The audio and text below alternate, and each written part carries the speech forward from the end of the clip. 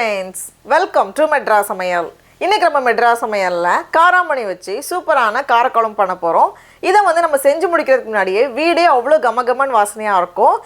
தட்டல சாதத்தோட வெயிட் பண்ணுவாங்க எப்படா குழம்பு ரெடி ஆகும்னு. அந்த அளவுக்கு சூப்பரான ஒரு ரெசிபி இது. இது பண்றதுக்கு ஃபர்ஸ்ட் வந்து நம்ம தட்டப்பயிரை வந்து வேக வைக்கணும். அதுக்கு நான் இன்னைக்கு வந்து 1/2 கப் தட்டப்பயிர் எடுத்துர்க்கேன்.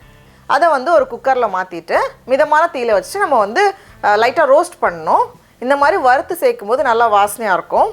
இப்போ வந்து இந்த தட்டப்பயிறு ஓரளவுக்கு நல்லா ரோஸ்ட் ஆகி வந்திருக்கு. லேசா ஒரு கோல்டன் கலர் வந்திருக்கு. இப்போ இந்த ஸ்டேஜ்ல நம்ம ஸ்டவ் ஆஃப் பண்ணிட்டு இத வந்து ஒரு தண்ணி அலசிட்டு நம்ம தண்ணி சேர்த்து வேக வைக்க போறோம். நான் இன்னைக்கு வந்து 1 கப் தண்ணி சேர்த்திருக்கேன். 1 ல இருந்து 1.5 கப் தண்ணி நம்ம சேர்த்துக்கலாம். இது கூடவே கொஞ்சமா உப்பு சேர்த்துட்டு குக்கரை மூடிட்டு ஒரு 2 விசில் மிதமான தீயில நம்ம வேக வச்சு எடுத்துடலாம். நம்ம வந்து வறுத்துட்டு பண்றோம்ல, அப்படிலாம் நம்ம வந்து இத ஊற வச்சிட்டுமே நம்ம வந்து செய்யலாம். தட்டப்பயிறு வெந்துட்டு இருக்கிற நேரத்துல நம்ம வந்து ஒரு மசாலா தயார் பண்ணனும். அதுக்கு ஒரு panல 2 டேபிள்ஸ்பூன் போல எண்ணெய் சேர்த்துக்கோங்க. எண்ணெய் சூடானதும் இதுல 1 டீஸ்பூன் சீரகம், கூடவே 1/2 டீஸ்பூன் மிளகு சேர்த்துட்டு ஒரு வாட்டி கலந்ததுக்கு அப்புறமா இதுல 4 பல் பூண்டு, 5 சின்ன வெங்காயம் அதை வந்து கொஞ்சம் இந்த மாதிரி கட் பண்ணி வச்சிருக்கேன். அதுக்கு அப்புறமா ஒரு தக்காளி அதையும் வந்து இந்த மாதிரி கட் பண்ணி வச்சிருக்கேன். அதையும் உள்ள சேர்த்துட்டு கொஞ்ச நேரம் அப்படி இந்த தக்காளி வெந்து வரட்டும். இப்போ தக்காளி இந்த மாதிரி வெந்து வந்ததும் இதில் வந்து நம்ம மசாலா சேர்க்க போகிறோம்.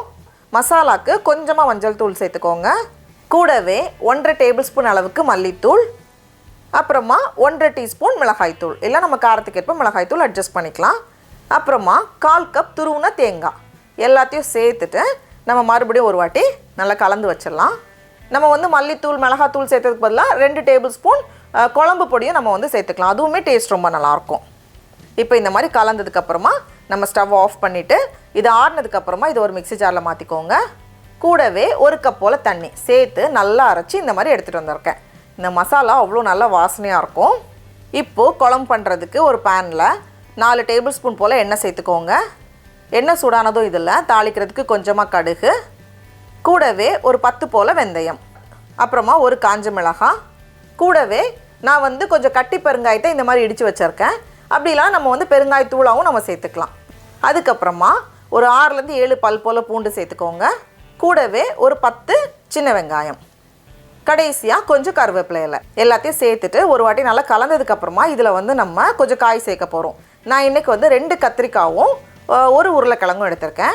நம்ம வந்து இந்த தட்டப்பயிறு குழம்போட இந்த மாதிரி கத்திரிக்காய் உருளைக்கிழங்கெல்லாம் சேர்த்து பண்ணும்போது ரொம்ப நல்லாயிருக்கும். இல்லைனா நம்ம வந்து வெறும் கத்திரிக்காய் மட்டுமே சேர்த்துக்கலாம், இல்லை வந்து வெறும் உருளைக்கிழங்கு சேர்த்து பண்ணாலும் ஓகே தான். ஒரு 2-3 நிமிஷம் நல்லா வெந்ததுக்கப்புறமா இதில் வந்து நம்ம ரெடி பண்ணி வச்சுருக்கோம்ல மசாலா, அதை உள்ளே சேர்த்துடலாம். கூடவே கொஞ்சமாக தண்ணி அது அப்படியே அந்த மிக்ஸி ஜாரை அலசிட்டு அந்த தண்ணியை உள்ளே சேர்த்துருக்கேன்.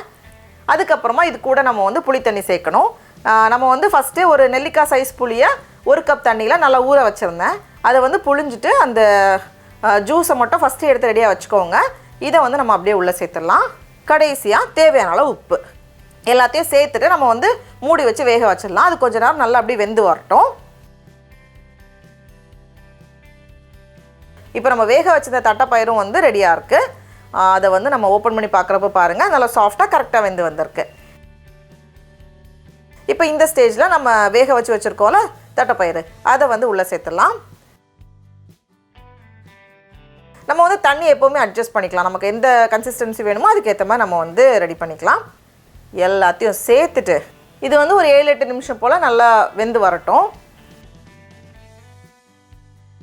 இப்போ நம்மளோட காரக்குழம்பு அவ்வளோ நல்லா வாசனையாக ரெடியாக இருக்குது. அந்த ஃப்ரெஷ்ஷான அந்த மசாலா கத்திரிக்காய் அப்படிலாம் சேர்ந்து வெந்து வரும்போதே ரொம்ப நல்லாயிருக்கும்.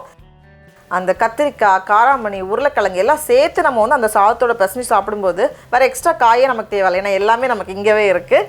ஒரு அப்பளம் இருந்தாலே போதும். அது கூட தேவையில்லை, விருப்பப்பட்டால் வச்சா போதும். நம்ம டடா அவ்வளோதான் ரெடி பண்ணியாச்சு. இதுக்கு நமக்கு வந்து அப்பளம் கூட தேவையில்லை. ரொம்ப ரொம்ப நல்லாயிருக்கு. நீங்களும் கண்டிப்பாக இந்த குழம்பை வீட்டில் செஞ்சு பாருங்கள். உங்களுக்கு இந்த வீடியோ பிடிச்சிருந்துச்சுன்னா மெட்ராஸ் சமையலுக்கு சப்ஸ்கிரைப் பண்ணுங்கள். நாவின் சுவை அரும்புகள் மலரட்டும்.